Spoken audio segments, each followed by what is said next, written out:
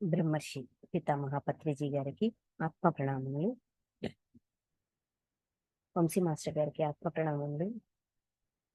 గీతాచార్యులైన శ్రీకృష్ణ పరమాత్మకి, అర్జునుల వారికి, వేద వ్యాస భగవానుల వారికి,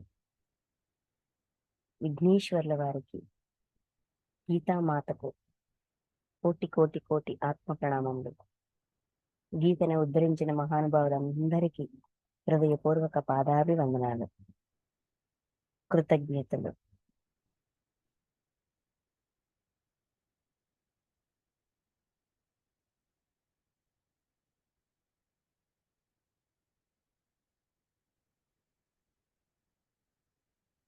ఓకే మాస్టర్స్, మనం ఈరోజు శ్రీమద్ భగవద్గీత 10వ అధ్యాయం విభూతి యోగంలోని 36వ శ్లోకం నుంచి చెప్పుకోబోతున్నాము. ఇంతవరకు పూర్తి చేసుకున్నాము. విభూతులు దివ్యత్వాన్ని సంతరించుకున్న సద్గుణాలు, మంచి లక్షణాలు. ఈ మంచి లక్షణాలే అది లక్షణంగా ఉన్న స్థితి నుంచి జ్ఞానంగా మార్చే స్థితి వరకు, అది కూడా ప్రకాశవంతమైన జ్ఞానంగా మార్చే స్థితి వరకు మనం సాధనలో ఉండాలి. దాన్ని అలా మార్చుకోవాలి అని సంకేతం ఇచ్చే అద్భుతమైన అధ్యాయం విభూతి యోగం.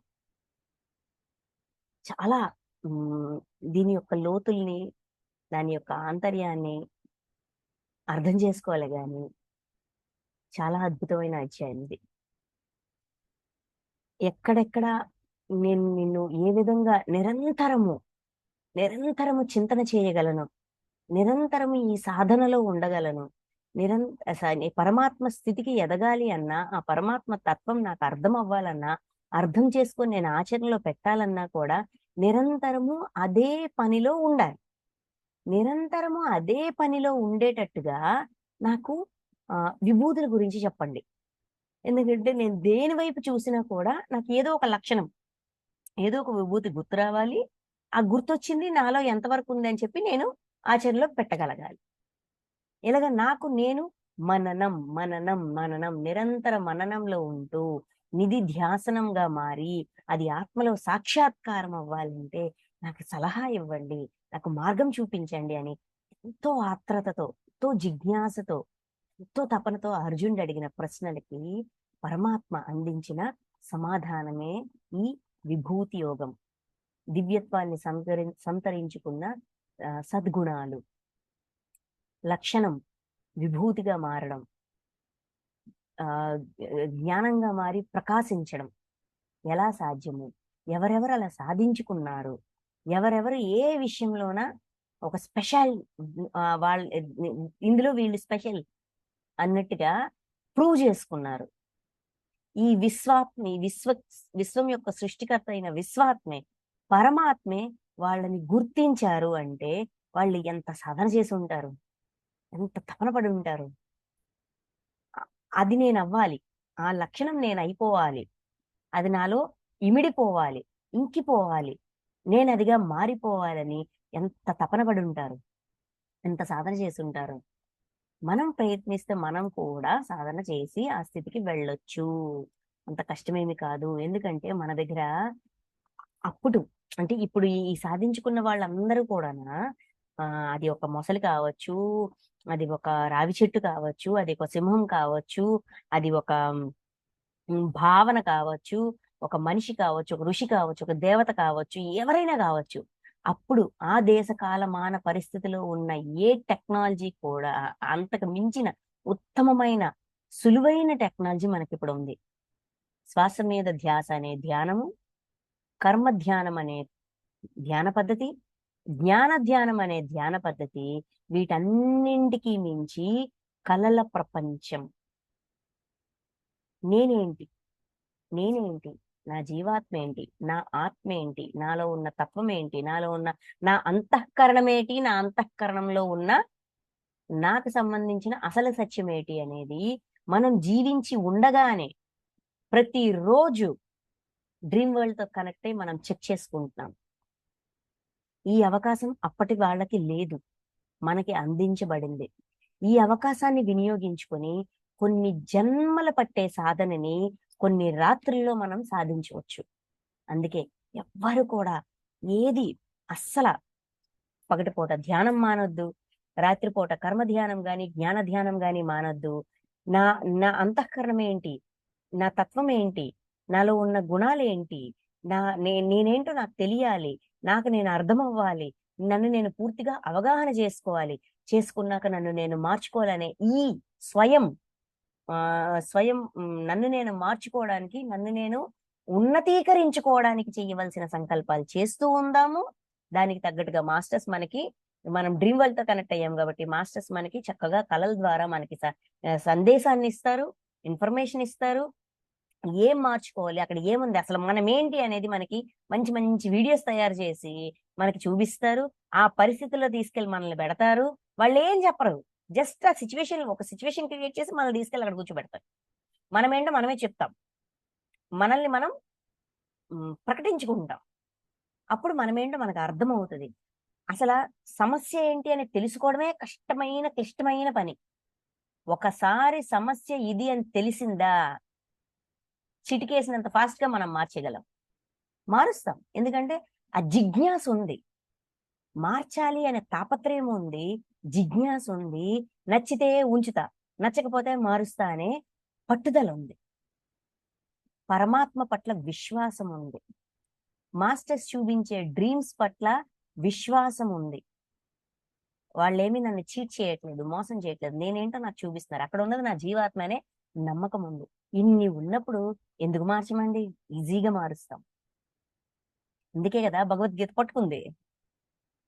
సత్యాన్ని, ఆ తత్వాన్ని తెలుసుకుని ఆ తత్వానికి తగ్గట్టుగా నన్ను నేను మలుచుకుంటూ మలుచుకుంటూ మలుచుకుంటూ ఆ స్థితికి చేరడానికి నాకు దొరికిన ఒక అద్భుతమైన సాధనం. ఒకటి సద్గురూస్ మూమెంట్, 2 భగవద్గీత. సో నా హంబల్ రిక్వెస్ట్, మనం మనకి అందించిన ఈ అద్భుతమైన మార్గాన్ని వినియోగించుకొని మనల్ని మనం ఉన్నతీకరించుకుందాము. ఓకేనా? సో నెక్స్ట్ ఇప్పుడు మనం శ్లోకాల్లోకి వెళ్దాం. విభూతి యోగంలో 35 వరకు పూర్తి చేసుకున్నాం కదా. 36 వంచకులలో జూదమును నేను. ఇది ట్విస్ట్, అసలు ఈ అధ్యాయం మొత్తానికి ఈ పాయింట్ ట్విస్ట్. ప్రభావశాలురలోని ప్రభావమును నేను, విజేతలలో విజయమును నేను, నిశ్చయాత్మకులలో నిశ్చయమును, సాత్విక పురుషులలో సాత్విక భావమును. చూడండి, ఒకే శ్లోకంలో 2 వేరియేషన్స్ పెట్టారు. జోదము నేనన్నారు, సాత్వికత్వం నేనన్నారు, ఏంటిది నిశ్చయము నేనన్నారు, విజయము నేనన్నారు, ప్రభావము నేనన్నారు. ప్రభావము నేనన్నారు అంటే ఇక్కడ మనకి జోదము అంటే ఒక ఈ జోద క్రీడ వల్లే కదా ఇంత విధ్వంసం జరిగింది. ఆ జోదము నేనంటారు ఏంటి పరమాత్మ? ఏంటి ఇక్కడ మనం ఏం నేర్చుకోవాలి? ఇది ఎంత ఏమంటాము, డైవర్స్ స్టేట్మెంట్, పరస్పరం విరుద్ధంగా ఉండే స్టేట్మెంట్స్ లాగా ఉంటది. అంత అంటే జూదము నేను అని అక్కడ ఒక బ్రాండ్ వేశారంటే జూదములో కూడా ఏదో విభూతి ఉంది, ఏదో దివ్యత్వం దాగి ఉంది. ఏంటి ఆ దివ్యత్వము? వంచకులలో, వంచకులు అంటే వంచన చేసేవారు. వంచన అంటే మోసం అనుకోవచ్చు, ద్రోహం అనుకోవచ్చు, ఏమైనా అనుకోవచ్చు. ఏదైనా సరే తన నమ్మించి మోసం చేయడం, స్నేహితులుగా ఉండి శత్రువుగా ఉండి స్నేహితుల్లాగా నటించడం, ఏదైనా ఏ కేటగిరీ అయినా తీసుకోండి. వంచన, వంచన అంటే గట్టిగా మాట్లాడితే మోసం. సింపుల్ గా చెప్పుకోవాలంటే వంచకులలో జూదమును నేను అంటే వంచన చేసేవాడు ఈ జూదాన్ని వాడుకుంటాడు మోసం చేయడానికి. వాడికి అంత చక్కగా ఇది ఎలా ఉపయోగపడుతుంది? ఇక్కడ జూదము అంటే మనం ఇప్పుడు కాలంలో ఏమంటాం, పేకాట అంటాం. కానీ జూదము అనేది ద్యూత క్రీడ, అదొక స్పోర్ట్ అన్నమాట. రాజ్యాల మధ్యన, రాజుల మధ్యన అంటే రాచక్రీడ. ఒలింపిక్స్ లో కొన్ని గేమ్స్ ని సెలెక్ట్ చేస్తారు చూసారా, అలాంటి గేమ్ అన్నమాట. రాజుల మధ్యన అది ఉండేది. ఎవరైనా ఒక రాజు జూదానికి ఇన్వైట్ చేస్తే యాక్సెప్ట్ చెయ్యాలి. అప్పటి కాలంలో, అప్పటి దేశ కాలమాన పరిస్థితిలో ఉన్న రూల్ అది. యాక్సెప్ట్ చెయ్యాలి. ఆడి తనను తాను ప్రూవ్ చేసుకోవాలి. లేదంటే నేను నేను ఆడలేను, నాకు రాదు, నేను మీకు సరెండర్ అవుతున్నానని సరెండర్ అయిపోవాలి, సామంతులు అయిపోవాలి. అప్పట్లో ఉన్న రూల్ అది. అయితే ఈ జూద క్రీడలో ఉన్న స్పెషాలిటీ ఏంటి? జూద క్రీడ అంటే ఇప్పటి కాలంలో నాకు అనిపించింది నేను చెప్తున్నాను, ఇదే కరెక్ట్ అని అనట్లేదు. ఆలోచించగా నాకు అనిపించింది చెస్ గేమ్. చెస్ అందరికీ వచ్చు, చాలా మందికి వచ్చు. నాకైతే ఇప్పటికీ చెస్ అర్థం కాదు. మా పిల్లలు బాగా ఆడతారు, అందరూ బాగా ఆడతారు, బలి ఆడతారు. కానీ ఇప్పటికీ నాకు అది ఏ మూవ్ ఎలా చేయాలో నాకు తెలియదు. చెస్ గేమ్ అనమాట. జూద క్రీడలో ఏం చేస్తారు? ఎత్తుకి పై ఎత్తు, ఆ పై ఎత్తుకి పై ఎత్తు, ఆ పై ఎత్తుకి పై ఎత్తు ఎలా వేయాలి అని ఆలోచిస్తారు. ఏ పాచిక వేస్తే ఏ భటుడిని మూవ్ చేయాలి, ఏ భటుడు మూవ్ అయితే ఏది పందెం. అక్కడ ప్రతి మూవ్ కి ఒక పందెం ఉంటది, పందెం పెడతారు ముందు. ఏంటిది? సమానమైన ఈక్వల్ వెయిట్, ఈక్వల్ వాల్యూ ఉన్నది పందెంలో పెడతారు ఇరు పక్షాల వారు. ఒకలేమో ఒకరు పాచిక వేస్తారు, ఒకలేమో నంబర్ చెప్తారు. ఈ నంబర్ ఈ వీళ్ళు చెప్పిన నంబర్ వస్తే వీళ్ళు గెలిచినట్టు, రాకపోతే వాళ్ళు గెలిచినట్టు. వీళ్ళు పెట్టిన పందెం, ఆ అమౌంట్, ఆ వాల్యూ ఏది ఉంటే అది వాళ్ళకి వెళ్ళిపోతుంది, వాళ్ళ అమౌంట్ వీళ్ళకి వస్తుంది. అదనమాట గేమ్. అయితే ఆ పెట్టే పందాన్ని ఎంత అవేర్నెస్ తో పెడతాము, ఎంత తెలివిగా పెడతాము అనేదే ఇక టాస్క్ అనమాట. ఈ పందెంకి ఈ మూవ్ కి, అంటే ఇప్పుడు వేసే పాచిక ఎంత నెంబర్ వస్తుంది ఏంటి అనేది వేస్తారు కదా. ఈ మూవ్ కి ఇది పెట్టేశాను, ఇది ఫర్ ఎగ్జాంపుల్ నేను ఇది గెలవలేదు, నేను అనుకున్న నంబర్ రాలేదు. నెక్స్ట్ మూవ్కి ఏం పెట్టాలి, ఆ నెక్స్ట్ మూవ్కి ఏం పెట్టాలి, ఆ నెక్స్ట్ మూవ్కి ఏం పెట్టాలి, ఎక్కడ గేమ్ ని క్లోజ్ చేయాలి, ఎక్కడ హ్యాండ్ రైస్ చేసేయాలి, ఎక్కడ ఆపేయాలి, ఎలాగా అవతలి వాడు అది పెట్టాడు అనుకో, నేను ఇది పెట్టాను అనుకో, ఎలా చేయాలనేది ఎంత ఆలోచన చేయాల్సి వస్తుంది. అంటే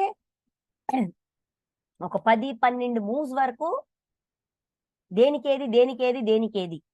ఇఫ్ నేను గెలిస్తే ఏంటి, ఇఫ్ నేను ఓడిపోతే ఏంటి, ఇఫ్ వాడు గెలిస్తే ఏంటి, వాడు ఓడిపోతే ఏంటి, ఇలాగ ఇన్ని ఆప్షన్స్. ఎవరైనా సుడోకు గేమ్ ఆడారో లేదో నాకు తెలీదు. సుడోకులో చూడండి 9 గళ్ళు ఉంటాయి.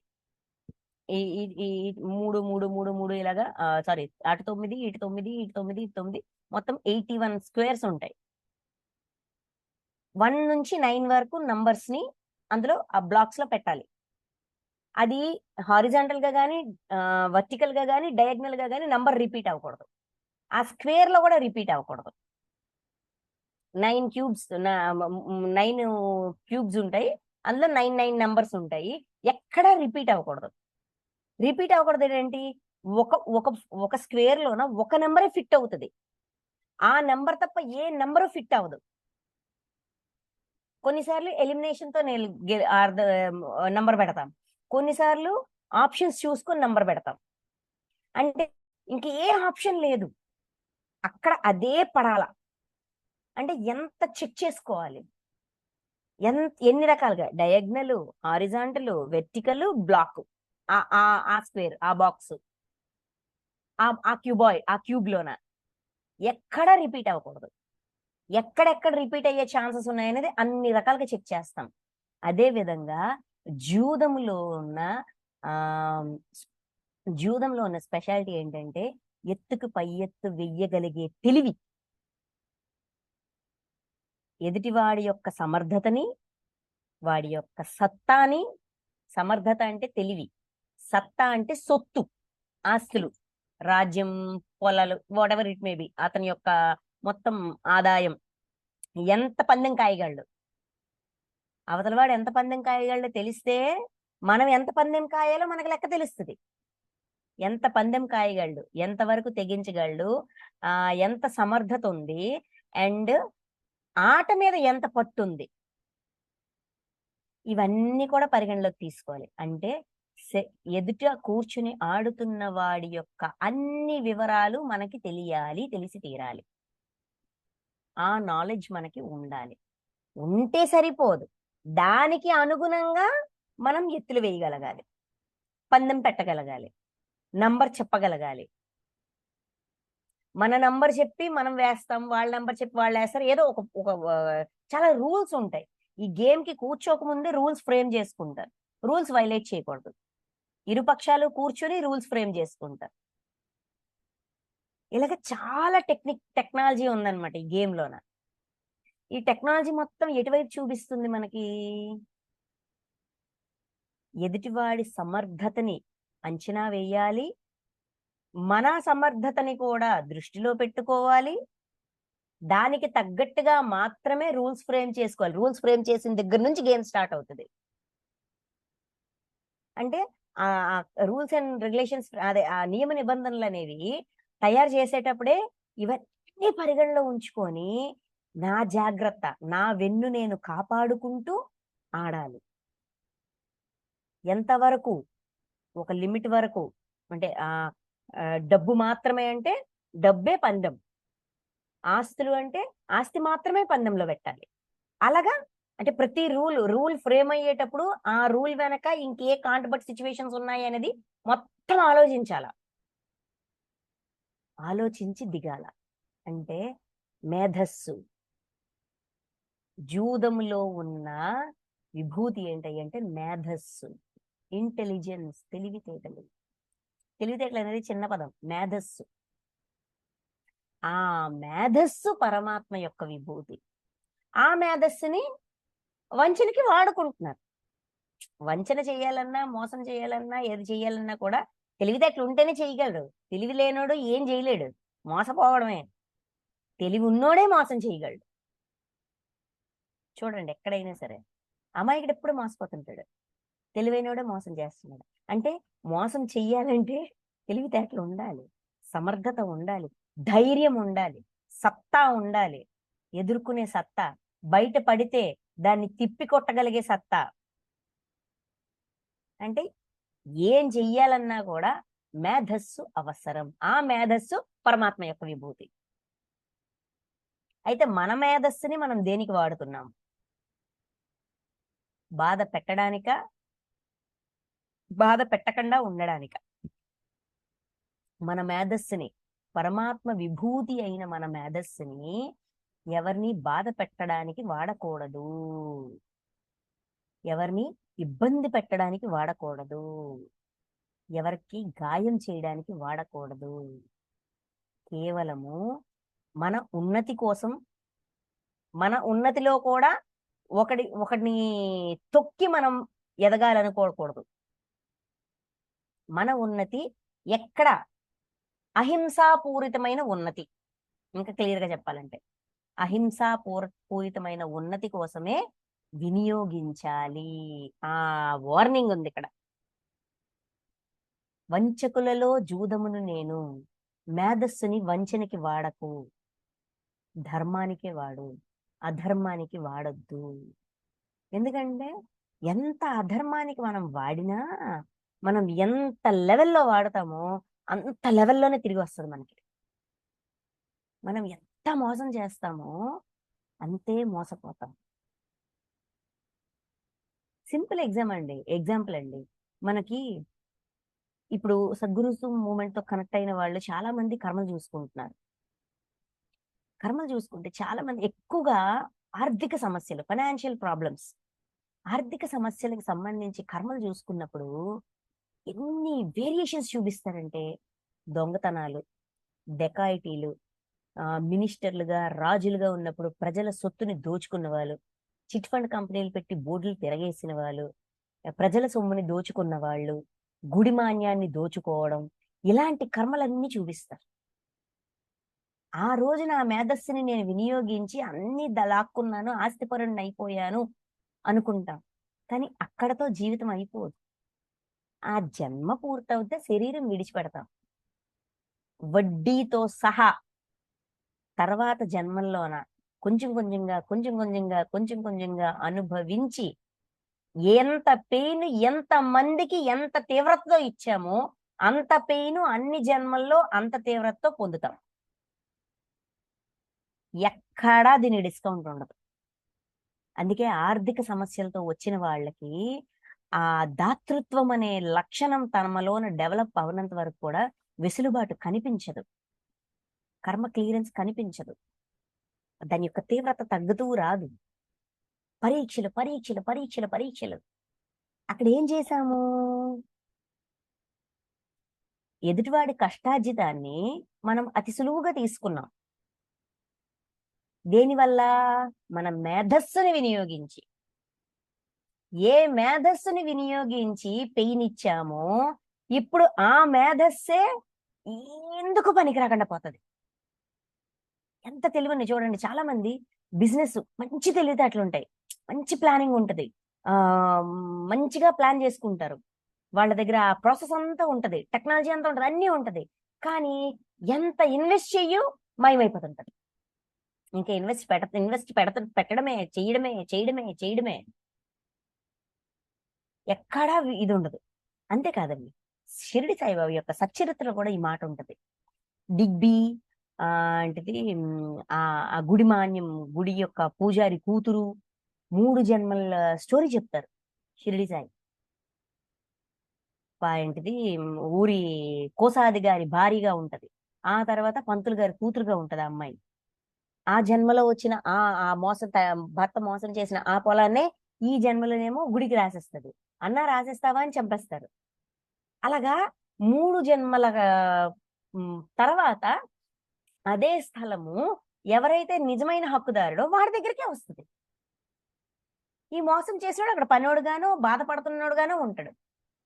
ఒక్కసారి ఆ అధ్యాయం చదవండి.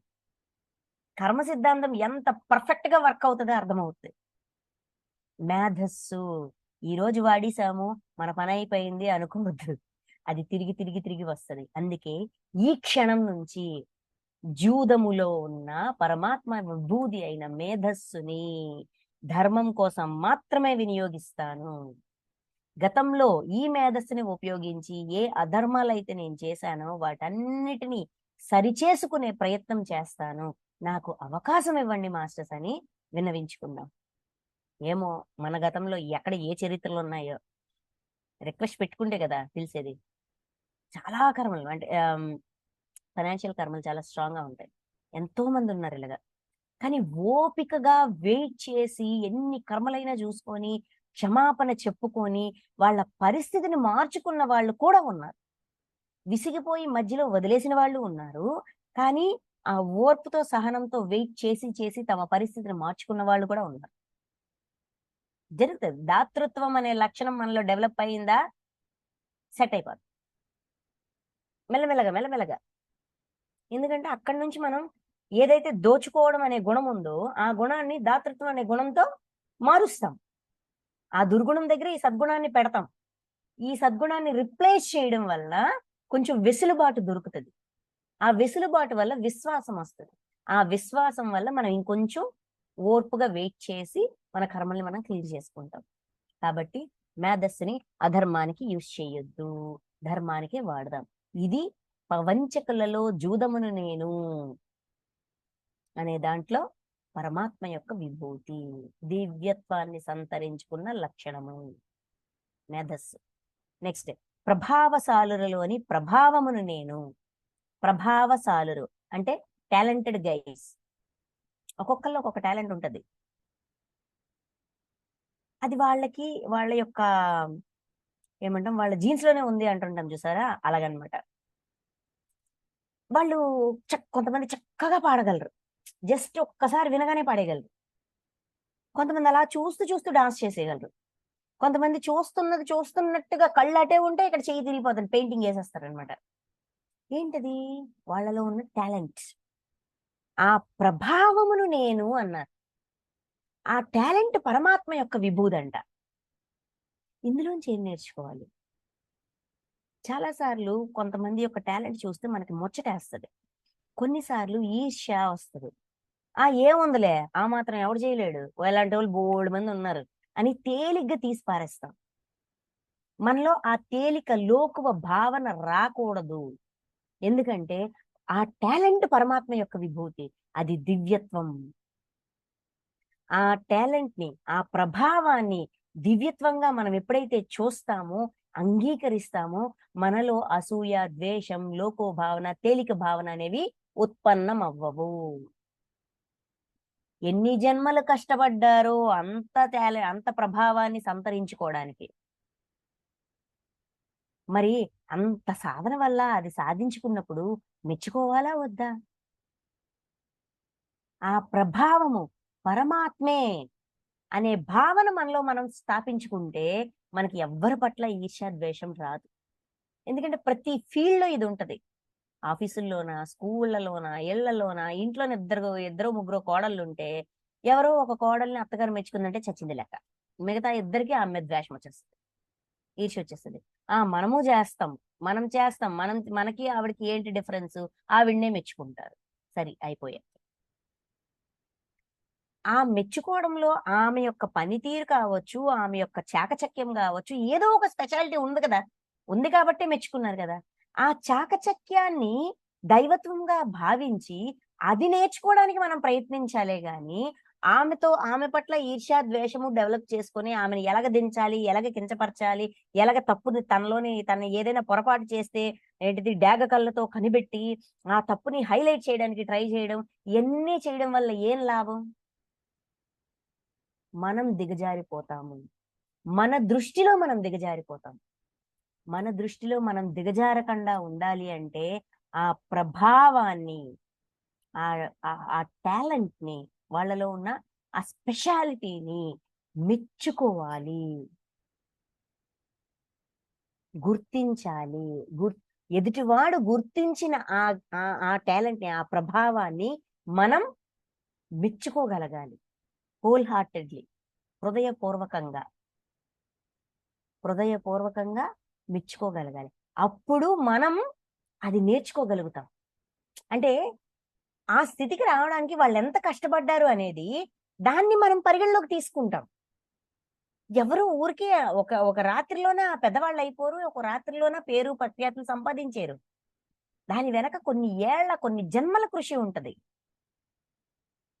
ధ్యానంలో గాని, గ్రూప్స్‌లో గాని ఎక్కడైనా సరే మనలో ఒక్క క్షణానికైనా సరే ఈర్ష్య, లోకువ భావన, తక్కువ అనే భావన వచ్చిందంటే వెంటనే చెక్ చేసుకోండి. వాళ్ళలో ఉన్న ఏ క్వాలిటీ ఇప్పుడు నాలో ఈ భావన ఎందువల్ల ఉద్భవించింది? దేనివల్లొచ్చింది? వాళ్ళు ఎంత కష్టపడితే ఆ స్థితికొచ్చారు? వాళ్ళ కష్టాన్ని నేను గుర్తించాలే గాని, ఆ గుర్తింపును పట్టుకొని నేను అసూయలోకి వెళ్ళకూడదు అని నన్ను నేను గమనించుకోవాలి. నన్ను నేను సరిజేసుకోవాలి. అందుకే ఆ ప్రభావమును కూడా నేను అని పరమాత్మ ఆ టాలెంట్‌ని కూడా తన స్వరూపంగా, తన విభూతిగా మనకు అందిస్తున్నారు. ఎందుకంటే మనం మన దృష్టిలో దిగజారిపోకూడదు. తెలిసి తెలిసి తప్పు చెయ్యకూడదు. పొరపాటు చెయ్యకూడదు. చేసి అయ్యో! ఎంత పని చేశాను అని చెప్పి మళ్ళీ వేదనలోకి వెళ్ళకూడదు అని మనకింత చక్కగా అందిస్తున్నారండి. ప్రభావసాలురలో ప్రభావమును నేను ఎవరైనా ఏదైనా సాధించారు అంటే వెంటనే ఓహో! వాడిలో పరమాత్మ యొక్క వాడు తనలో పరమాత్మ యొక్క ఈ విభూతిని, ఈ దివ్యత్వపు లక్షణాన్ని ఎంతో సాధన ద్వారా తనలో ఇముడ్చుకున్నాడు. శభాష్! ఎంత కష్టపడ్డాడో! ఎంత సాధన చేసుంటాడో! ఎంత ఇష్టంగా సాధన చేసుంటాడో అని మనల్ని మనం అటువైపు తిప్పుకోగలగాలి. లెర్నింగ్ వైపు తిప్పగలగాలి. ఓకే. నెక్స్ట్ విజేతలలో విజయమును నేను. విజేతలలో విజయం నేను. ఎవరైనా ఒక విజయాన్ని సాధించారు.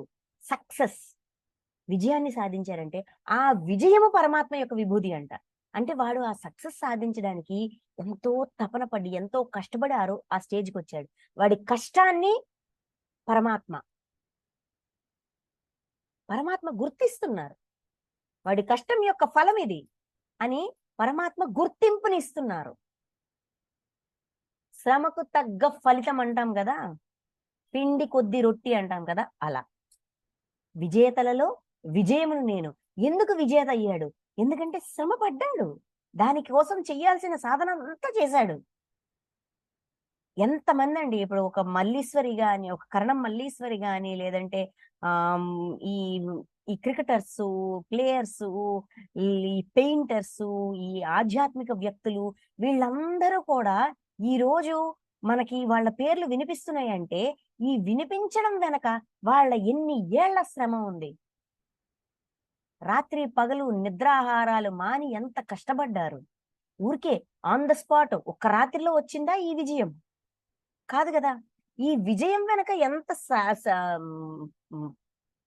సాధన ఉంది. ఆ సాధన పరమాత్మ యొక్క స్వరూపం. విజయమును నేను అంటే ఈ విజయం వెనకున్న శ్రమ, కృషి, పట్టుదల, ఇవన్నీ పరమాత్మ యొక్క విభూతులు. ఆ గొప్ప సాధించాడులే అనుకోకూడదు. ఎందుకంటే ఒకడిని లోకుగా చూసాము అంటే అది మన జీవితంలో ఖచ్చితంగా వస్తుంది. చిన్న సామెత ఉంటది మనకి తెలుగులోన, మా సైడ్ ఎక్కువ వాడతారు, అంటే మా లొకాలిటీలోన, ఎంచకురా నీ పంచనే ఉంటాను అని. చిన్న సామెత, ఎంచకురా నీ పంచనే ఉంటాను అనేది. ఎదుటివాడిని ఎదుటి వ్యక్తుల్లోన వీళ్ళు ఈ తప్పు ఉంది, వీళ్ళు ఈ తప్పు ఉంది, వీళ్ళు ఈ తప్పు ఉందని ఆ తప్పుని ఎత్తి చూపించి ఆ గుణాన్నో ఆ తత్వాన్నో అసహ్యించుకుంటాం. అలా ఏదైతే మనం అసహ్యించుకుంటామో, దేన్నైతే మనం తక్కువగా లోకుగా చూస్తామో అది మనం అయిపోతాం. ఆ తత్వం మనం అయిపోతాం. కావాలంటే గమనించండి. ఎదుటివాడి జీవితాన్ని చూడద్దు, దయచేసి ఎదుటివాడి జీవితాన్ని చూడద్దు. మన జీవితంలోనే మనమే చెక్ చేసుకుందాం. ఎదుటి వాళ్ళలో ఏ తప్పునైతే మనం ఎంచితే ఎత్తి చూపిస్తామో అదే తప్పు మనం చాలా ఫాస్ట్ గా చేస్తాం. మనం అది అయిపోతాం. అండ్ మనకు ఆ గుర్తింపు కూడా ఉండదు. వాడు అలాగున్నాడు, నాకు నచ్చదు అని నేను అనుకున్నాను, కానీ ఇప్పుడు నేను అలానే ఉన్నాననేది మనం గుర్తించలేము. ఆ ఎరుక కూడా ఉండదు. నా లైఫ్ లో ఇలాంటి సిచ్యువేషన్స్ చాలా ఉన్నాయి. అందుకే ఆ మాట నాకు ఒక వేదం అన్నమాట. ఎంచకురా నీ పంచనే ఉంటాను. తప్పు పట్టామా, చిన్న చిన్న ఎగ్జాంపుల్స్ అండి. టీ పొంగిపోయింది, పాలు పొంగిపోయింది, అబ్బా పొంగబెట్టారు, ఎప్పుడు ఇలానే చేస్తారు అని ఇంకా మనసులో అనుకుంటుంటాను. నా హ్యాండ్ ఓవర్ లోనే పొంగిపోతాయి, మొత్తం స్టవ్ అంతా అయిపోతుంది. చిన్న చిన్న విషయాల్లో కూడా నో నో నో. ఎందుకంటే టాస్క్ పెట్టుకున్నా, తప్పు పట్టకూడదు, విమర్శించకూడదు, కంప్లైనింగ్ స్వభావం ఉండకూడదు. ఆ కంప్లైనింగ్ స్వభావం ఒక్క రెప్ప పాట్లో వచ్చినా కూడా వెంటనే నాకు క్లారిటీ ఇస్తుంది యూనివర్స్. వచ్చింది చూసుకో అని, చెక్ చేసుకో అని. నిజంగానే ఎంచకరా నీ పంచన ఉంటారు ఇక్కడ. విజేతలలో విజేతలలో విజయమును నేను. వాళ్ళ వెనకున్న శ్రమకి ఫలితంగా ఆ విజయము వాళ్ళు సాధించుకున్నారు. ఎవరు తెచ్చి ఇవ్వలేదు, వాళ్ళు సాధించుకున్నారు.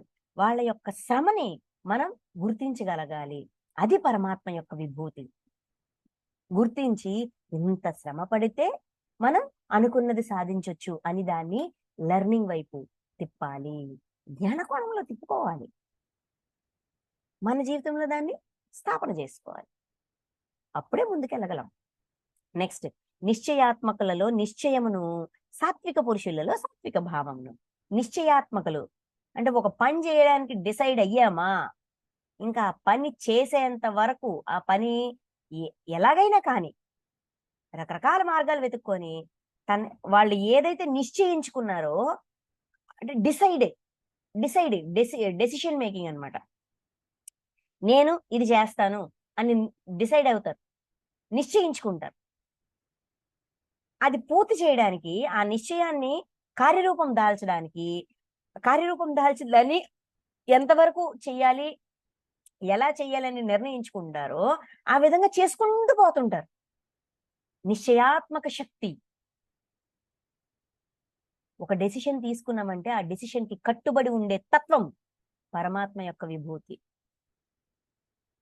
మనం తీసుకుంటాం చాలా డెసిషన్స్, ఉదయం తీసుకుంటాం సాయంత్రం మాయమైపోద్ది.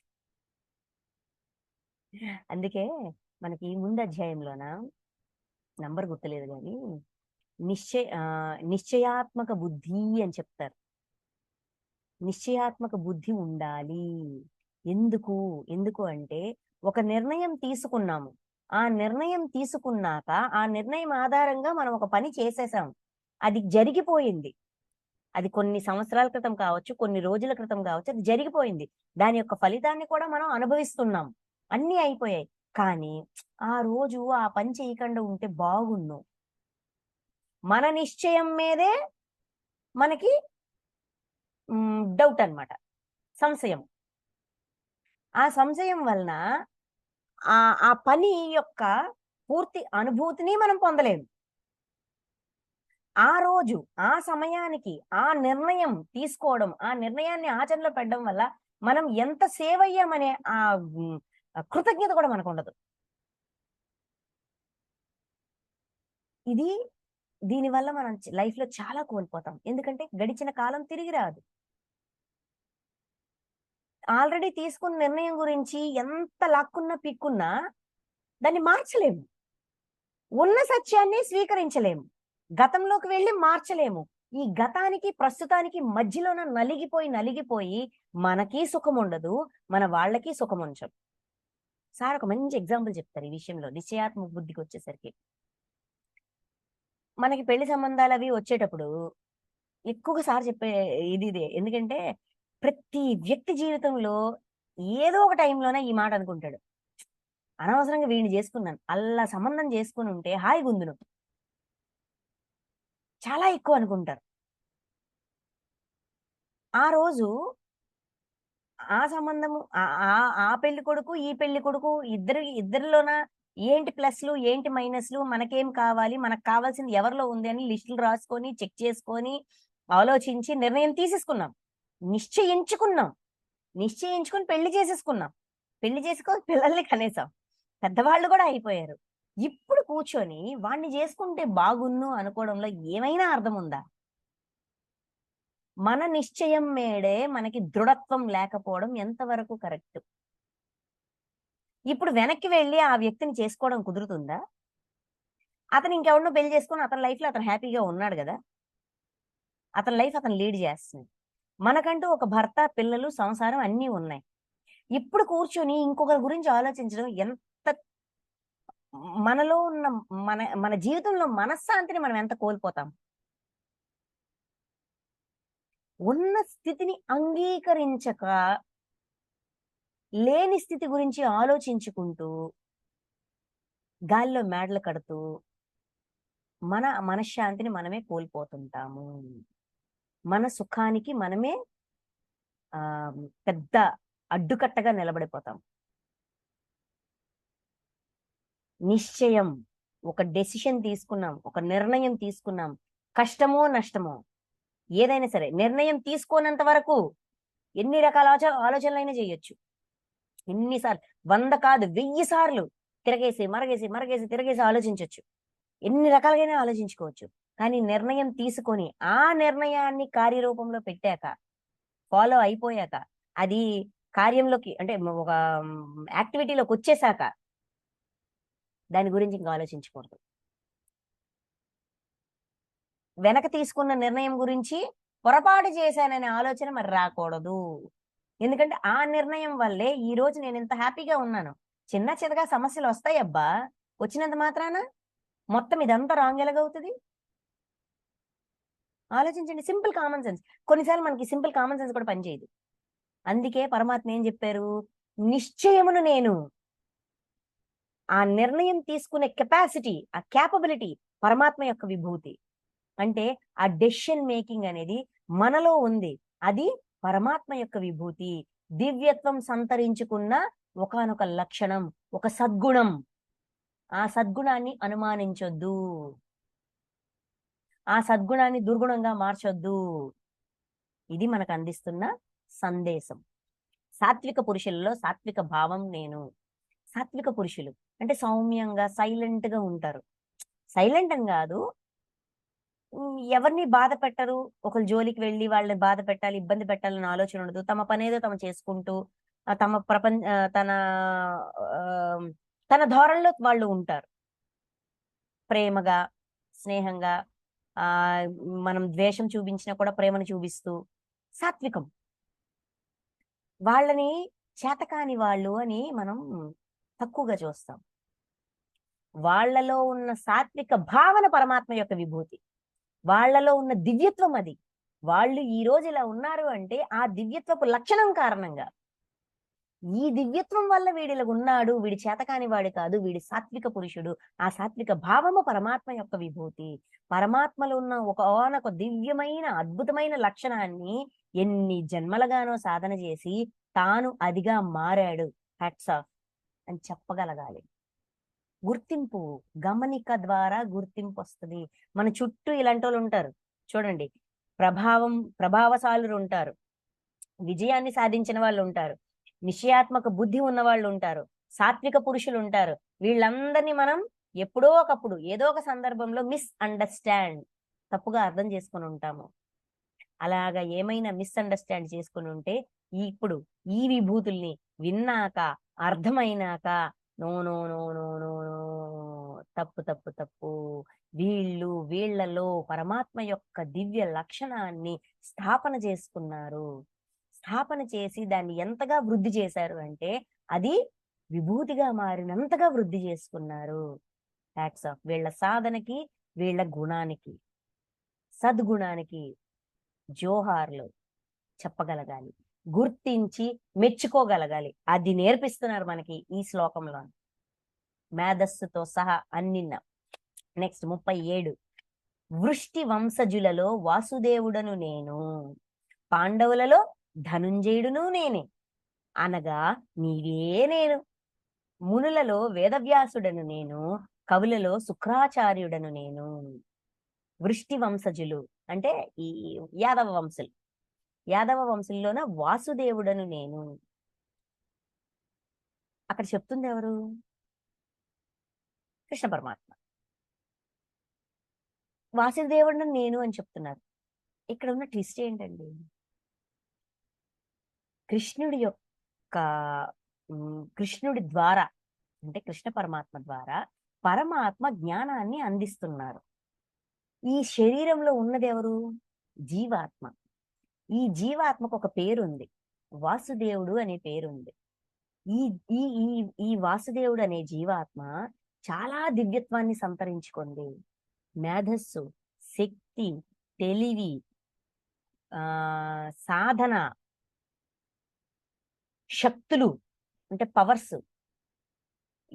ఎదుట ఉన్న వ్యక్తి యొక్క ప్రవర్తనకి కారణం ఏంటి, వాళ్ళ యొక్క గత జన్మలేంటి, ఏ గుణం కారణంగా ఈ విధంగా ప్రవర్తిస్తున్నారు ఏంటి అని మొత్తం ఆయనకున్నంత, ఆయన సాధన చేసి చేసి చేసి చేసి తన చైతన్యాన్ని ఎంతగా వృద్ధి చేసుకున్నారంటే ఇంకా ప్రతిదీ అర్థమవుతుంది. లోపల బయట కనిపించేది కాదు, అంతఃకరణం అర్థమవుతుంది. అర్థమైంది కదా అని చెప్పి నువ్విది అని చెప్పి ఎవరి దగ్గర చెప్పరు. వాళ్ళ అంతఃకరణానికి తగ్గట్టుగా వాళ్ళతో డీల్ చేస్తారు. ఆ ఉన్నతమైన తత్వము పరమాత్మ యొక్క విభూతి. అంటే అంత సాధన చేసి ఆ స్థితికి చేరారు అని. ఈ వాసుదేవుడు ఇంత సాధన చేసి పరమాత్మ యొక్క స్థితికి చేరారు. ఇప్పుడు మనకి ఈ భగవద్గీత అంతా దేని చెప్తున్నారు? పరమాత్మ స్థితికి చేరడానికి మెట్లు ఇవన్నీ. ఆ వ్యక్తి అంటే శ్రీకృష్ణుడు ఆ స్థితికి చేరారు. ఈ సాధన చేసి చేసి చేసి చేసి ఆ స్థితికి చేరారు. సో అది కూడా నేనే. అంటే ఎవరైతే సాధన చేసి ఆ స్థితికి చేరుతారో వాళ్ళందరినీ గుర్తిస్తున్నారు. ఇక్కడ పూర్ణాత్మ ఉంది కాదనలా, ఈ జీవాత్మకి గుర్తింపు వచ్చింది. ఇక్కడ వాసుదేవుడు అనే జీవాత్మకి పరమాత్మ నుంచి గుర్తింపు వచ్చింది. చిన్న డిఫరెన్స్. నెక్స్ట్, పాండవులలో ధనుంజయుడును నేను అంటే నువ్వే నేను. అర్జునుడు, అర్జునుడిలో ఏ దివ్యత్వపు లక్షణం కారణంగా గుర్తింపు వచ్చింది. హృదయంలో కరుణ పుష్పం. ఒక శిష్యుడిగా విధేయతలతో జ్ఞానాన్ని తెలుసుకోవాలనే కుతూహలం. అర్జునులో చాలా క్వాలిటీస్ ఉన్నాయి. అంటే ఎవరెవరైతే పరమాత్మ యొక్క ఈ దివ్య విభూతులని సాధన ద్వారా తనలో స్థాపితం చేసుకుంటూ ఉంటారో, చేసుకుంటూ ఉన్నారు, చేసే ప్రయత్నంలో ఉన్నారు, ఆ సాధనలో ఉన్నారు, ఆ జిజ్ఞాసతో ఉన్నారు, ఆ తపనతో ఉన్నారు, వాళ్ళందరూ నేనే అని చెప్తున్నారు. నెక్స్ట్, మునులలో వేదవ్యాసుడను నేను. వేదవ్యాసుడు వేదాలను ఏమంటాము,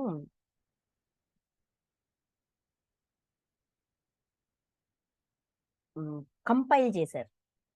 అందరూ ఋషులు మునులు వీళ్ళందరూ తెచ్చిన యూనివర్స్ నుంచి తెచ్చిన జ్ఞానాన్ని, విడివిడివిడిగా ఉన్న జ్ఞానాన్ని ఒక 4 విభాగాలుగా చేసి, అంటే ఈ అందులో ఉన్న జ్ఞానానికి తగ్గట్టుగా దానికి పేరు పెట్టి ఇలాగా వేదాలని కంపైల్ చేశారనమాట.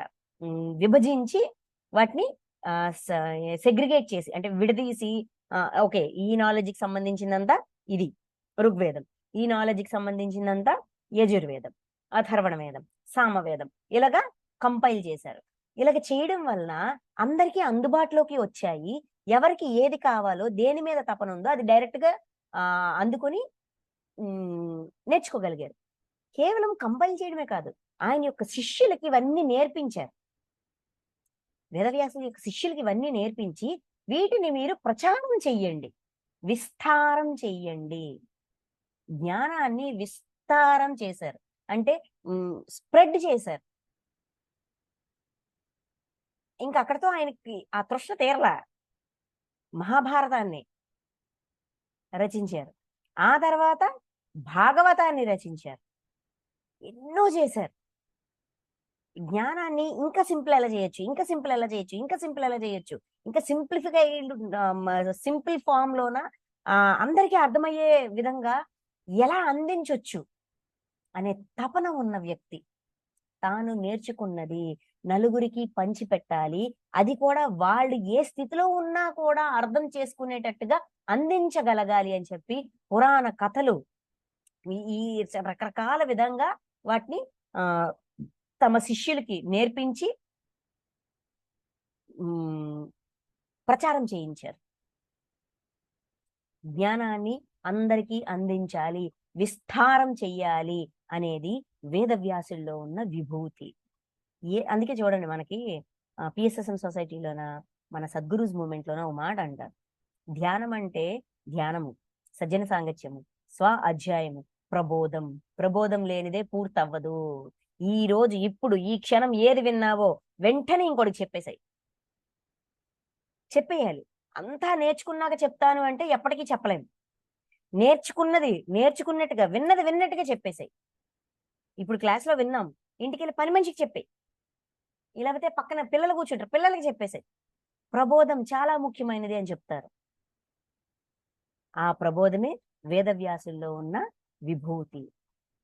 కేవలము జ్ఞానాన్ని గ్రంథస్థం చేసో శిష్యులకి చెప్పి ఈ ఈ ఈ వేదంలో ఇది, ఈ వేదంలో ఇది, ఈ వేదంలో ఇది అని అలాగా వాటిని సెగ్రిగేట్ చేసి వాటిని ఒక రూపం తీసుకురావడమే మాత్రమే కాదు, అందులో ఉన్న సారాన్ని ఆయన అవగతం చేసుకొని తన శిష్యుల ద్వారా అందరికీ అందించారు. ఈ ఏమంటాము, సత్రయాగంలోన చెప్తారు. ఆ తర్వాత చాలా ఆయన శిష్యులు మరి ఇంకా విశ్వమంతా కూడా ప్రచారం చేస్తూనే ఉంటారనమాట. వాళ్ళ శిష్యులు వాళ్ళ శిష్యులు వాళ్ళ శిష్యులు ఇలాగా. అంటే ఇది ఎక్కడో దగ్గర ఆగిపోతే మానవులు ఎలా వృద్ధిలోకి వస్తారు? మానవులు వృద్ధిలోకి రావాలంటే ఆత్మ విద్య చాలా అవసరం. మరి దాన్ని వాళ్ళకి అర్థమయ్యే విధంగా, పండితులకి పామరులకి అందరికీ అర్థమయ్యే విధంగా అందాలి. ఆ తాపత్రయం కూడా ఇంకుంటది. అందుకని కథా రూపంలో, చిన్న చిన్న కథల రూపంలో అందిస్తారు. ఇప్పుడు మనకు ఉన్న ఈ భాగవతము, భగవద్గీత ఇవన్నీ ఏంటి? Life stories. పాత్రలు ఉంటాయి, వేదాల్లో శ్లోకాలు ఉంటాయి, ఇక్కడ పాత్రలు ఉంటాయి. పాత్ర ద్వారా వేదాల యొక్క సారాన్ని అందిస్తారనమాట. ఈ పాత్ర నుంచి ఇది నేర్చుకోవాలి, ఈ పాత్ర నుంచి ఇది నేర్చుకోవాలి, ఈ పాత్ర నుంచి ఇది నేర్చుకోవాలి, ఈ కథ నుంచి ఇది నేర్చుకోవాలి అన్నట్టుగా.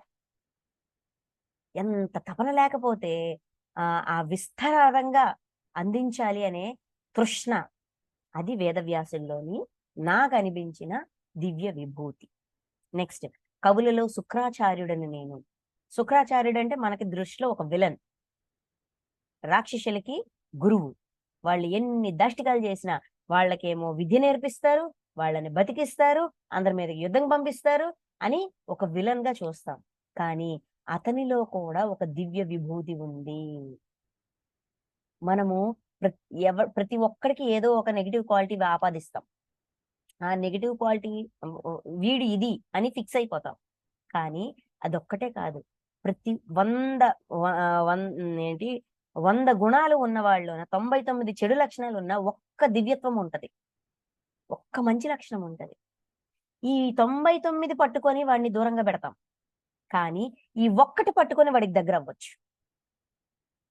మనకి దుర్గుణాలతో పని లేదు, ఎందుకంటే మనం దుర్గుణాలు నేర్చుకోవడానికి ట్రై చేయట్లా. మనం ఏది పట్టుకుంటాం అది నేర్చుకుంటాం. ఏది పట్టుకుంటామో, ఏది ఆదర్శంగా తీసుకుంటామో, దేన్నైతే పాయింట్అవుట్ చేస్తామో అది మనం అవుతాం. ఎందుకంటే అది చెప్పి చెప్పి చెప్పి చెప్పి చెప్పి చెప్పి మనం అది అవుతాం. మనలో ఆ భావనలు డెవలప్ అయిపోతాయి. కానీ మనం ఒరిజినల్ టార్గెట్ ఏంటి? సద్గుణాల్ని మనలో స్థాపించుకోవాలా. సద్గుణాల్ని స్థాపించాలంటే సద్గుణాల గురించే మాట్లాడాలి కదా, సద్గుణాల మీదే దృష్టి పెట్టాలి కదా, సద్గుణంతోనే కనెక్ట్ అవ్వాలి కదా. అది నేర్పిస్తున్నారు ఇక్కడ ఈ విభూతి ద్వారా. శుక్రాచార్యుడు, కవులలో శుక్రాచార్యుడు నేను. అంటే కవి హృదయం ఉంది శుక్రాచార్యుల్లోన. కవి హృదయం ఎంత సున్నితంగా ఉంటదండి. ఏంటి అంత ఈజీయా కవితలు రాయడం? కవిత్వాన్ని రాయాలి అంటే భావుకత ఉండాలి. చూడండి, శ్రీశ్రీ గారు అంటారు, అగ్గిపుల్ల సబ్బుబిళ్ళ ఏది కూడా కవితకు అనర్హం కాదు అని. లోపల భావుకత ఉండాలే గాని, కవితా హృదయం ఉండాలే గాని దేన్నైనా ఏదైనా సుందరంగా కనిపిస్తుంది, దేని గురించైనా రాయగలుగుతాం. వ్యత్యాసం ఉండదు కవికి, ఇది ఇది ఇది తక్కువ ఇది ఎక్కువ అనే వ్యత్యాస భావన ఉండదు. మృదుత్వం ఉంటుంది, హృదయంలో మృదుత్వం ఉంటుంది. ఆయనలో ఉన్న ఆ గొప్ప క్వాలిటీని పరమాత్మ గుర్తించారు. కవులలో శుక్రాచార్యుడని నేను. ఎంత సున్నితమైన హృదయం లేకపోతే ఆయన, ఎంత ఆ భావుకత లేకపోతే ఆయన పరమాత్మ గుర్తించతగ్గ టాప్ కవి అవుతారు. కవులందరిలో శుక్రాచార్యుడు నేనన్నారు. ప్రతి కవిలోన సున్నితమైన హృదయం ఉంటది, ఆ భావుకత ఉంటది. దేన్ని చూసినా దాన్ని వాళ్ళలో ఉన్న ఆ భావనని పదాల రూపంలో చక్కగా మలిచి అందించగలుగుతారు. ఆ అందించినది విన్నవాడికి అతని లోపల ఎటువంటి భావన ఉందో ఆ భావన అర్థమైపోతుంది. అంటే ఎదుటివాడికి అర్థమయ్యేటట్టుగా వాళ్ళు అందించగలరు వాళ్ళ భావనని, పదాలలో అంత చక్కగా అందించగలరు. ఆ టాలెంట్ ఉందా మనకి? మనలో లేదు కదా. అటువంటప్పుడు ఆయన్ని ఆ విలన్ గా చూసే బదులు ఇంత సున్నితమైన హృదయం ఉన్న వాళ్ళ, ఇంత భావుకత ఉందా అని అలగం కూడా మనం వేరుపాటు భావాన్ని మన నుంచి తీసేయొచ్చు. వేరుపాటు భావన వల్ల మనం పొందేది ఏమీ ఉండదు, మన లెర్నింగ్ మిస్ అవుతాం. మనము నేర్చుకోవడానికి పరమాత్మ ఇచ్చిన కొన్ని దారుల్ని మూసేస్తాం మనమే స్వయంగా. సో శుక్రాచార్యుడి నుంచి మనం నేర్చుకోవాల్సిన విభూతి భావుకత, సున్నితత్వం. మనం రాక్షసులుగా చూసే వాళ్ళలో కూడా సున్నితత్వం ఉంటదండో. ఏదో ఒక మంచి లక్షణం ఉంటది, ఆ మంచి లక్షణం మీద మన దృష్టి ఉండాలి తప్ప చెడు లక్షణాల మీద కాదు. ఇది మనకి నేర్పిస్తున్నారు. నెక్స్ట్, శిక్షించు వారిలో దండమును నేను, అనగా దమన శక్తిని నేనే, జయేచ్ఛ కలవారి నీతిని నేనే, గోప్య విషయ రక్షణమున మౌనమును నేను, జ్ఞానుల యొక్క తత్వ జ్ఞానమును నేనే. శిక్షించు వారిలో దండమును అనగా దమన శక్తి, శిక్షించేవారు, శిక్షల్ని వేసేవారు, పనిష్ చేసే వాళ్ళలో దమన శక్తిని నేను, దండమును అంటే ఆ శిక్షించడానికి ఆ తగ్గ ఏమంటాము, తప్పుకి తగ్గ శిక్ష, తప్పుకి తగ్గ శిక్ష వేయడం, ఆ బ్యాలెన్స్ చూసుకొని శిక్ష వేయగలగడం అనేది పరమాత్మ యొక్క విభూతి. ఈ ఈ శిక్షకులు ఇందులో ఈ దండము పర్ఫెక్ట్ గా శిక్ష వేసేది ఎవరండి? తప్పుకు తగ్గ శిక్ష విశ్వం, మన రికార్డ్స్. ఎందుకంటే ఎలాంటి పెయిన్ ఇచ్చామో అలాంటి పెయిన్ తిరిగిస్తుంది, ఎంత ఇచ్చామో అంతే ఇస్తుంది, అంతకంటే ఇంకా తక్కువ ఇస్తుంది. ఎంత మొయ్యగలము మనం, ఎంత భారాన్ని మొయ్యగలము, ఎంత బాధని భరించగలము అంత మాత్రమే ఇస్తుంది. ఎక్కువ అయ్యదు, తక్కువ అయ్యదు. తక్కువ ఇస్తే లర్నింగ్ మిస్ అవుతాం, ఎక్కువ ఇస్తే పారిపోతాం, భరించలేం. అందుకని ఆ బ్యాలెన్స్ చూసుకొని ఇవ్వగలడం అది పరమాత్మ యొక్క విభూతి. మనలో ఆ బ్యాలెన్స్ ఉందా? ఎవడైనా మన పట్ల ఏదైనా చేసాడంటే కన్నుకి కన్ను, ముక్కుకి ముక్కు, చెవులకి చెవులు అన్నట్టుగా కూర్చుంటాం. మనం ఏ పెయిన్ ఇస్తే మనకి ఈ పెయిన్ వచ్చింది అనేది చెక్ చేసుకోగలగడమే దమన శక్తి. ఎదుటివాడిని శిక్షించడానికి కాదండి దమన శక్తి. నేను అనుభవిస్తున్న శిక్షకి కారణం ఏంటి అని చెక్ చేసుకోవడం దమన శక్తి. ఎంత ఇస్తే ఎంత పొందుతున్నాను, ఏంటి లెక్క అడుగుతాం కదా.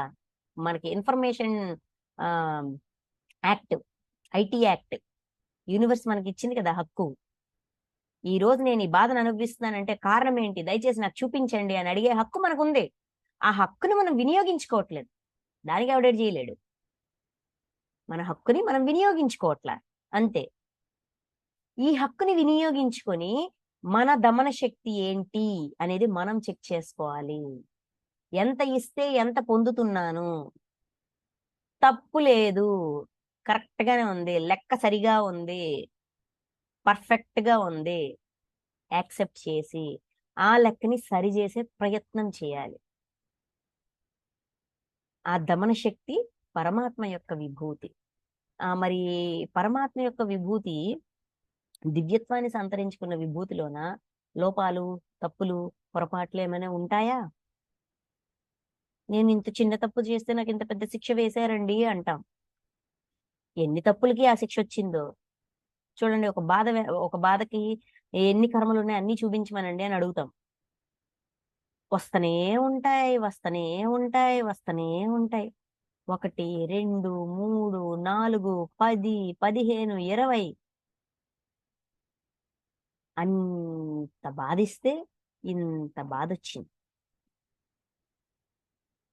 ఎంత మొయ్యగలమో అంతే మనకిస్తారు. ఏ బాధకైతే మనం అలవాటై ఉన్నామో ఆ బాధలోనే కర్మఫలాలన్నీ ఓపెన్ అవుతా ఉంటాయి. చాలా మందికి ఇలా జరుగుతుంది. ఏ సమస్యనైతే ఆల్రెడీ చాన్నాళ్ళుగా ఫేస్ చేస్తున్నారో, ఏ సమస్యతో అయితే వాళ్ళు అలవాటు పడిపోయి ఉన్నారో ఆ సమస్యనే కర్మఫలంగా రకరకాల కర్మల యొక్క ఫలితం అదే ఓపెన్ అవుతుంటది. పెరుగుతుంటది, తగ్గుతుంటది, పెరుగుతుంటది, తగ్గుతుంటది. ఏంటి అంటే పెరిగింది అంటే ఏదో కర్మ ఇందులోకి యాక్టివేట్ అయ్యింది. దమన శక్తి, దండము. శిక్షించు వారిలో దమన శక్తి నేనే అంటే తప్పుకు తగ్గ శిక్షే వస్తుంది. ఆ విశ్వాసాన్ని పెంచుకోగలగాలి.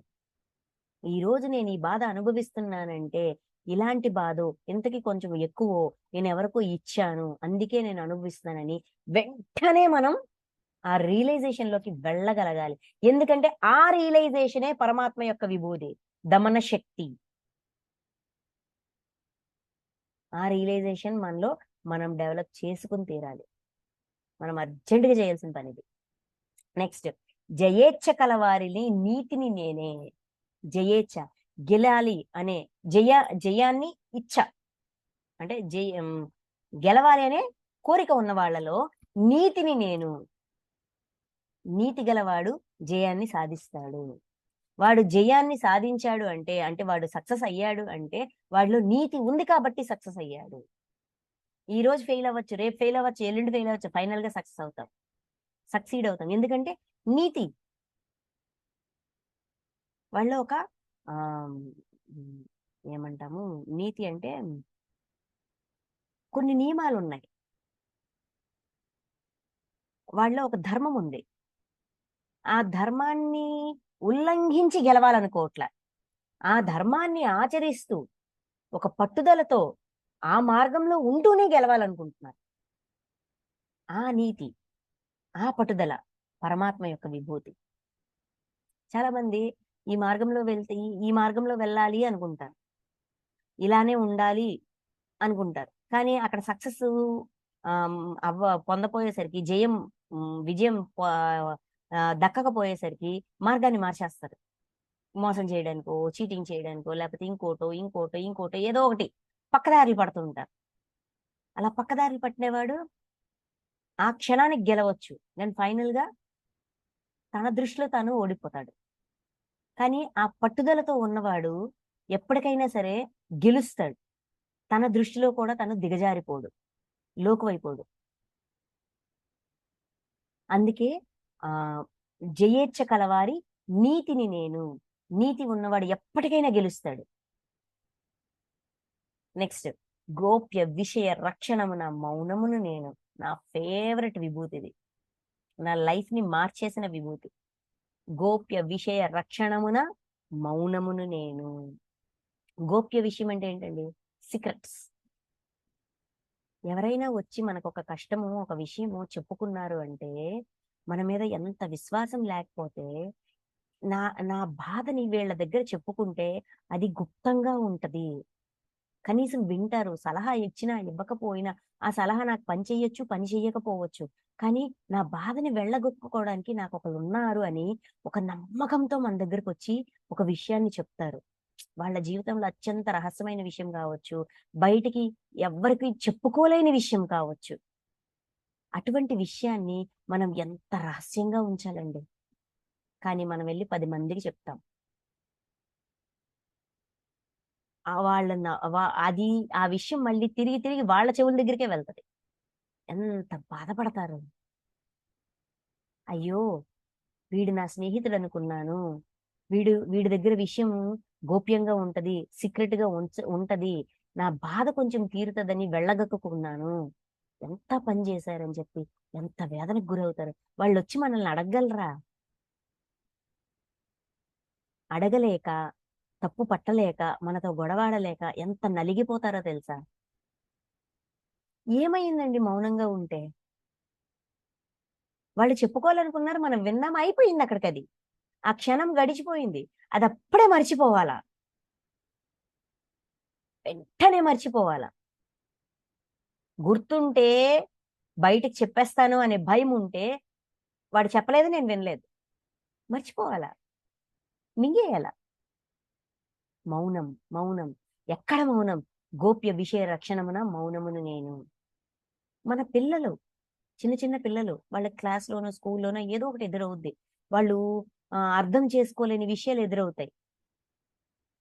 వాళ్ళకది అర్థం కాక పిల్లలు ఎవరితో షేర్ చేసుకుంటారండి?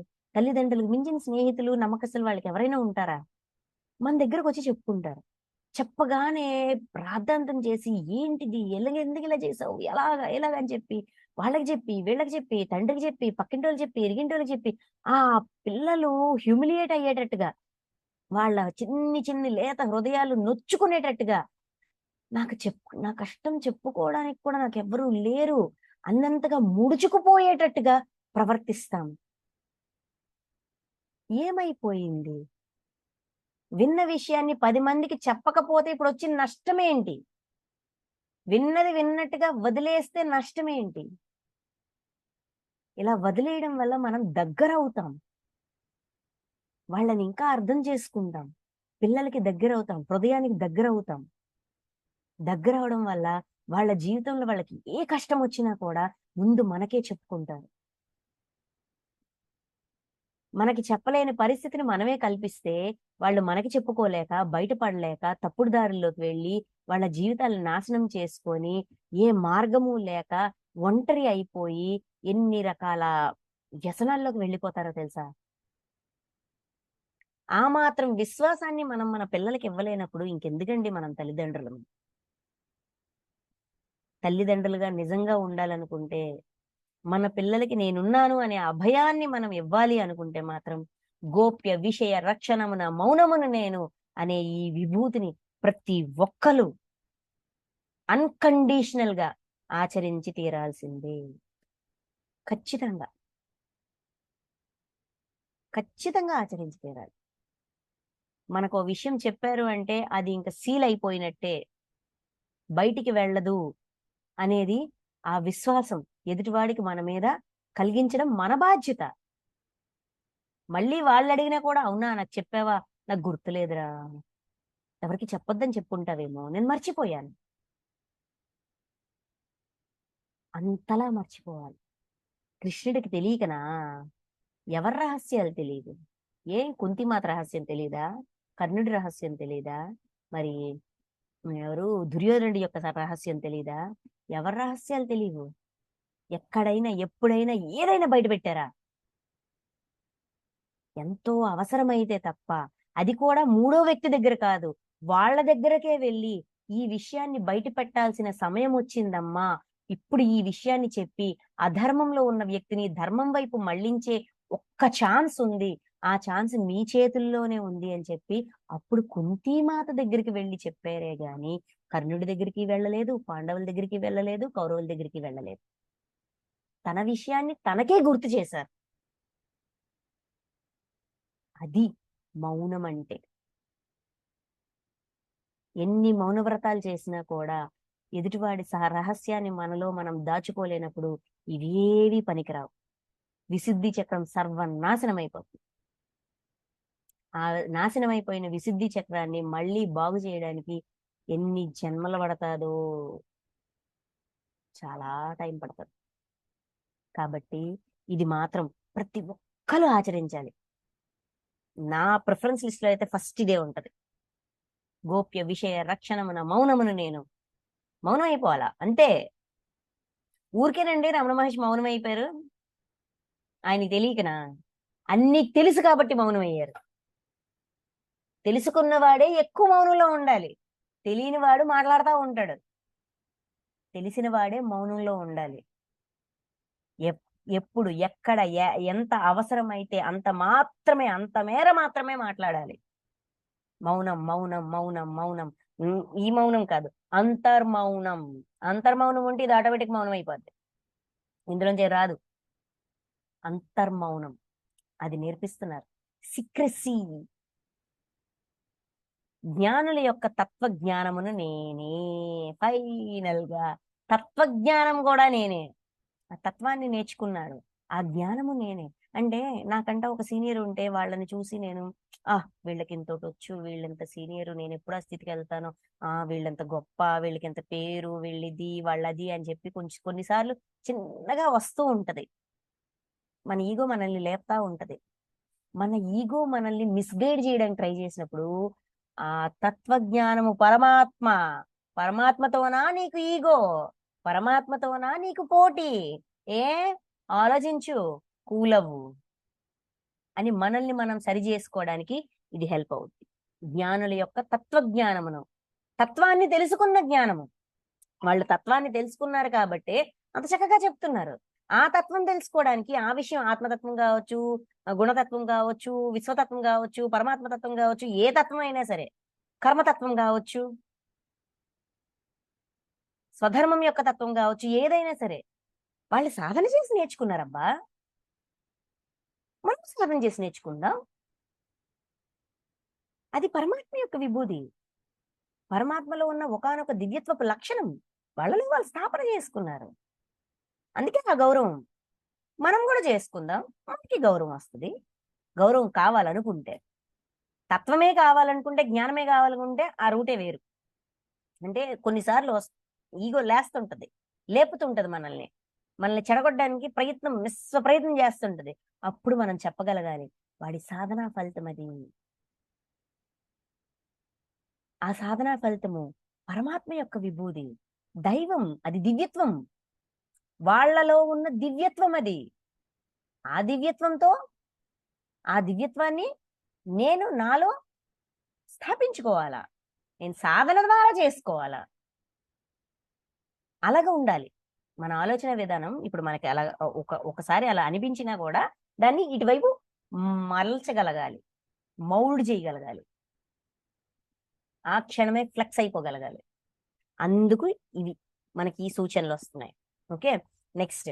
ఓ అర్జున, సర్వ ప్రాణుల ఉత్పత్తికి కారణమైన బీజమును నేనే.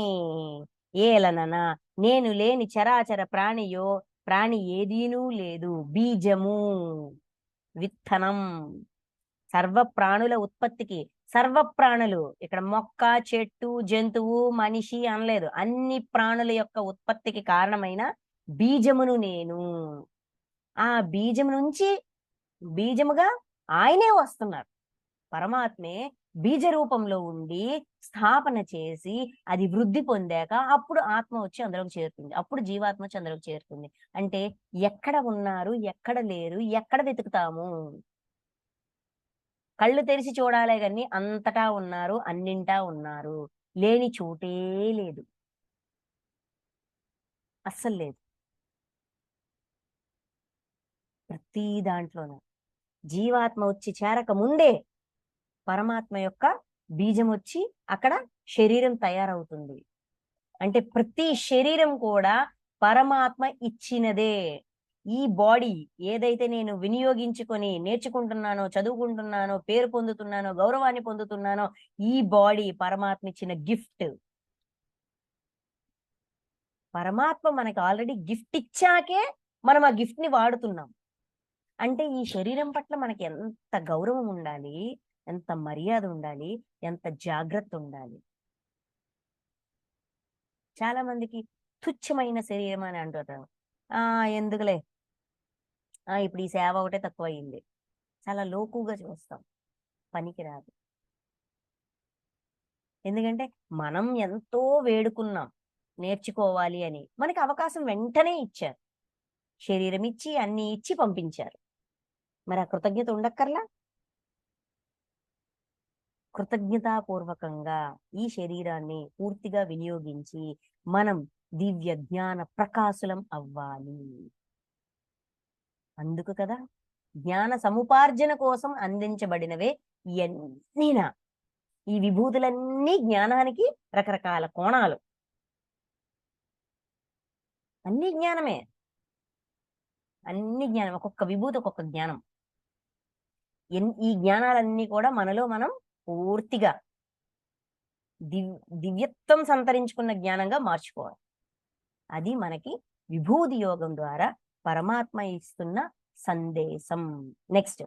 ఓ పరంతప, నా దివ్య విభూతులకు అంతమే లేదు. నా విభూతుల విస్తృతిని గూర్చి నేను నీకు చాలా సంక్షిప్తంగా వివరించితిని. దివ్య విభూతులకు అంతమే లేదు అంటే అనంతం. జ్ఞానం అనంతం, అంతే లేదు, అనంతంగా ఉంది. ఇంకా నా విభూతుల విస్తృతిని గూర్చి నేను నీకు చాలా సంక్షిప్తంగా చెప్పాను. ఎంత వివరణ ఇచ్చి చాలా కొంచెం చెప్పాను. ఒక 1%, 2%, 1% కూడా కాదు, 0.01% చెప్పాను. చాలా సంక్షిప్తంగా చెప్పాను, వివరించి తిని. విభూతి యుక్తము అనగా, విభూతి యుక్తము అసలు విభూతి అంటే ఏంటి? ఐశ్వర్యయుక్తము, కాంతియుక్తము, శక్తియుక్తము అయిన వస్తువేదైనను నా తేజస్సు యొక్క అంశము నుండియే కలిగినదిగా తెలుసుకొనుము.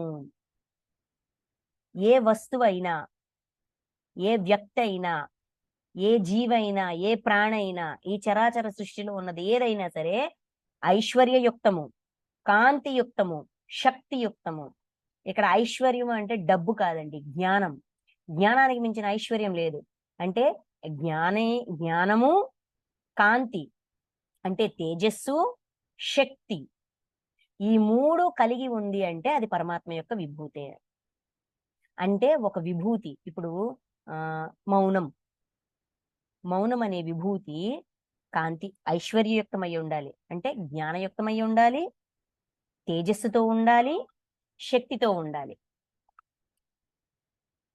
ఈ మూడు కలగలిసి ఉన్నప్పుడు, ఈ మూడు అందులో ఉన్నప్పుడు అంటే మన ఆచరణలో ఆ మౌనము, గోప్య విషయ రక్షణ మౌనమును నేను అనే విభూతి మన ఆచరణలో అది ఆచరించగా మనము జ్ఞానవంతం అవ్వాలి, కాంతివంతం అవ్వాలి, అంటే తేజోవంతం అవ్వాలి, తర్వాత శక్తివంతం అవ్వాలి. అప్పుడు అది విభూతి, పరమాత్మ యొక్క దివ్య విభూతిగా మారిందని అర్థం. ముందు లక్షణంగా ఉంటది. ఈ లక్షణాన్ని విభూతిగా మార్చాలంటే అందులో ఈ 3 ఉన్నాయా లేదా అని చెక్ చేసుకోవాలి. వస్తువు ఏదైనా నా తేజస్సు యొక్క అంశము నుండియే కలిగినదిగా తెలుసుకొనుము, అది పరమాత్మ యొక్క తేజస్సే అని గుర్తించు, తెలుసుకో. ఇంకా ఏది చూసినా అర్జునుడు అడుగుతుంది కదా, ఎక్కడెక్కడ అంటే ఏది చూసినా ఈ 3 ఉన్నాయంటే అది నా తేజస్సు అని ఫిక్స్ అయిపో అని చెప్పి ఫైనల్ గా ఒక స్టేట్మెంట్ ఇచ్చారు. 42 శ్లోకం. ఓ అర్జున, ఇంతకంటేను విపులంగా తెలుసుకుని ప్రయోజనమేమి? ఈ సంపూర్ణ జగత్తును కేవలము నా యోగ శక్తి యొక్క ఒక్క అంశతోడనే ధరించుచున్నాను. ఇంతకండా వివరంగా తెలుసుకొని లాభమేమి? ఎంత తెలుసుకుని ఏం లాభం? ఆచరించలేనప్పుడు. ఆచరణ లేని జ్ఞానము పనికిరాదు. అందుకని ఆచరించాలి. ఇంతగా తెలుసుకొని ఏం లాభం అర్జునా అని కృష్ణ పరమాత్మ అన్నారంటే దాని అర్థం ఏంటి? వింటున్నావు అన్ని ఇంకా కావాలి, ఇంకా కావాలి, ఇంకా కావాలి, ఇంకా చెప్పు అని అడుగుతున్నావు, వింటున్నావు. ఆచరించాలి. ఆచరించినప్పుడు ఇదంతా వ్యర్థం